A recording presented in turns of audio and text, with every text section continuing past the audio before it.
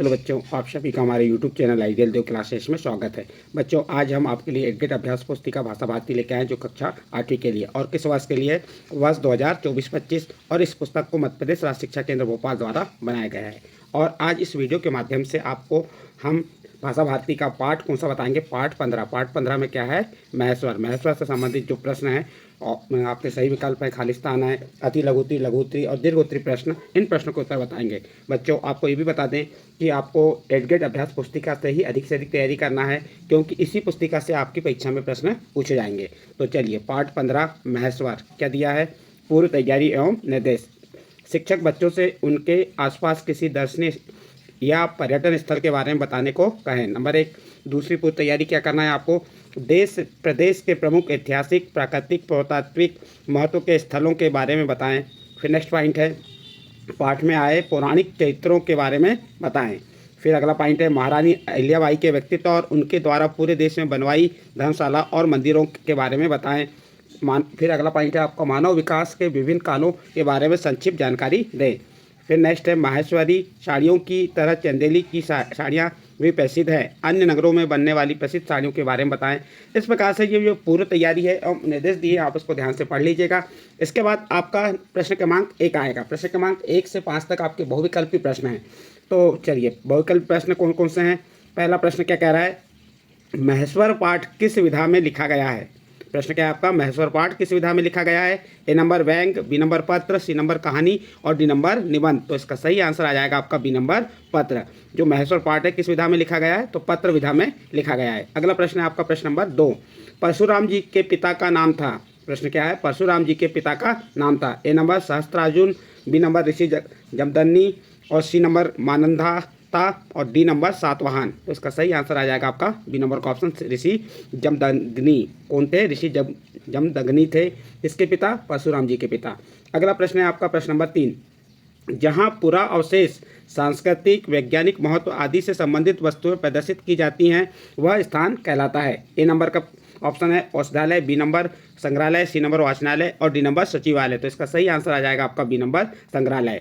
इसके बाद नेक्स्ट अगला प्रश्न है आपका प्रश्न नंबर 4। प्रश्न नंबर 4 क्या कह रहा है, महारानी अहिल्याबाई को किस रूप में देखा जाता है। ए नंबर विश्व माता, बी नंबर लोक माता, सी नंबर कर्म माता और डी नंबर धर्म माता। तो इसका सही आंसर आ जाएगा बी नंबर लोक माता। महारानी लक्ष्मीबाई को किस रूप में देखा जाता है, तो महारानी लक्ष्मीबाई को लोक माता के रूप में देखा जाता है। आपका प्रश्न नंबर 4 का उत्तर कंप्लीट हुआ। नेक्स्ट अगला प्रश्न है प्रश्न नंबर 5, पुण्य सलीला में प्रयुक्त समास है। ए नंबर अविभाव, बी नंबर तत्पुरुष, सी नंबर कर्मधारण और डी नंबर द्विगु। तो इसका सही आंसर आ जाएगा बी नंबर तत्पुरुष समास। इसके बाद नेक्स्ट अगले प्रश्न आपके स्टार्ट होते हैं प्रश्न नंबर 6 से 10 तक। ये आपके रिक्त स्थान रहेंगे और आपको उचित शब्द दिए गए हैं। इन उचित शब्दों में से रिक्त स्थानों की क्या करना है, आपको पूर्ति करना है। जैसे उचित शब्द क्या दिया है, क, अहिल्याबाई, दादा, मनोहर, मामा, एक, मनोरम, 200, 500, 100, ये शब्द दिए। इन शब्दों में से आपको चुनकर इन खाली स्थानों को भरना है। चलिए, प्रश्न नंबर 6 क्या कह रहा है, धार्मिक, पौराणिक, पुरातात्विक में प्रयुक्त प्रत्यय है। तो देखिए, धार्मिक एक प्रत्यय का उपयोग किया गया है इसमें, पौराणिक में भी एक प्रत्यय का उपयोग किया गया और पुरातात्विक में भी एक प्रत्यय। तो इसमें आ जाएगा आपका एक प्रत्यय। प्रत्यय कहाँ लगते हैं, किसी शब्द के बाद में, और उपसर्ग कहाँ लगते हैं, किसी शब्द के पहले।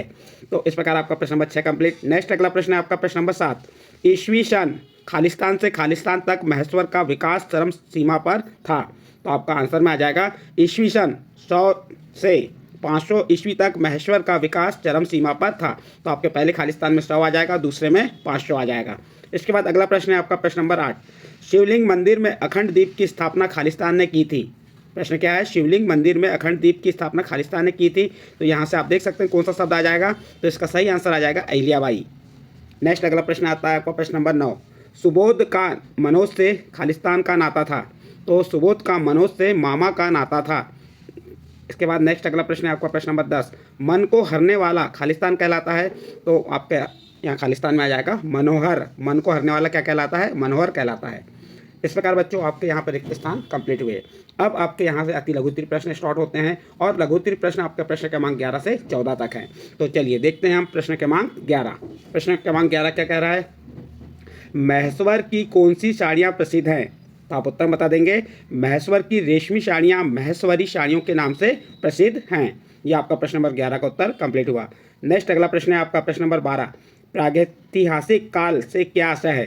तो आप उत्तर बताएंगे। प्रागैतिहासिक काल का मतलब है लिखित ऐतिहासिक दस्तावेजों से पहले का समय। इस समय में मनुष्य ने आग का उपयोग करना सीख लिया था। तो ये आपका प्रश्न नंबर 12 का उत्तर कंप्लीट हुआ। नेक्स्ट अगला प्रश्न आता है आपका प्रश्न नंबर 13। प्रश्न नंबर 13 क्या है? अनु उपसर्ग लगाकर 4 शब्द बनाइए। तो देखिए बच्चों, यहाँ पे आपको अनु उपसर्ग का प्रयोग करना है और उपसर्ग कहाँ लगता है? किसी शब्द के पहले। जैसे हम शासन के पहले अनु का उपयोग करेंगे तो नया शब्द क्या बन जाएगा? अनुशासन। उसी प्रकार सार में अनु उपसर्ग का उपयोग करेंगे तो क्या बन जाएगा? अनुसार। ग्रह में अनु उपसर्ग का उपयोग करेंगे तो अनुग्रह, और गुण में अनु उपसर्ग का उपयोग करेंगे तो नया शब्द क्या बन जाएगा? अनुगुण। ये आपको मालूम होना चाहिए कि उपसर्ग कहाँ लगता है? किसी शब्द के पहले, और प्रत्यय कहाँ लगता है? किसी शब्द के बाद में लगता है। तो ये आपको बार बार बता रहे हैं कि प्रत्यय और उपसर्ग कहाँ कहाँ लगाए जाते हैं, तो ये आपको ध्यान रखना है। आपका प्रश्न नंबर 13 का उत्तर कंप्लीट हुआ। इसके बाद नेक्स्ट अगला प्रश्न आता है आपका प्रश्न नंबर 14। महेश्वर पर किस किस सभ्यता का प्रभाव पड़ा? इस दौरान क्या परिवर्तन हुआ? तो उत्तर देखिए, महेश्वर पर मौर्य, सातवाहन और गुप्तकालीन सभ्यता का प्रभाव पड़ा। इस दौरान अलंकरण युक्त भवन निर्माण में ईंटों का प्रयोग आदि परिवर्तन हुए। ये आपका प्रश्न नंबर 14 का उत्तर कंप्लीट हुआ और इस प्रश्न के साथ ही आपके अति लघु उत्तरीय प्रश्न समाप्त हुए। अगला प्रश्न आता है आपका प्रश्न नंबर 15 और प्रश्न नंबर 15 से 18 तक जो आपके लघु उत्तरीय प्रश्न रहेंगे।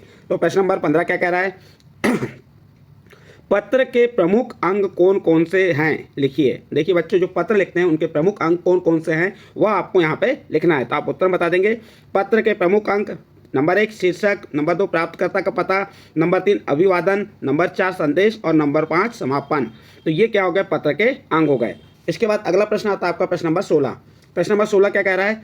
महेश्वर की ऐतिहासिक किन चीज़ों से प्रमाणित होती है? महेश्वर की ऐतिहासिकता किन चीज़ों से प्रमाणित होती है? तो आप उत्तर बताएंगे। महेश्वर की ऐतिहासिकता वहाँ के प्रागैतिहासिक काल के अवशेषों, पाषाण काल के औजारों, मिट्टी के बर्तनों और महेश्वर के किले और मंदिरों से प्रमाणित होती है। ये आपका प्रश्न नंबर 16 का उत्तर कंप्लीट होता है। इसके बाद नेक्स्ट अगला प्रश्न आता है आपका प्रश्न नंबर 17। महेश्वर आने वाला दर्शनार्थी अपने आप को कब धन्य समझता है?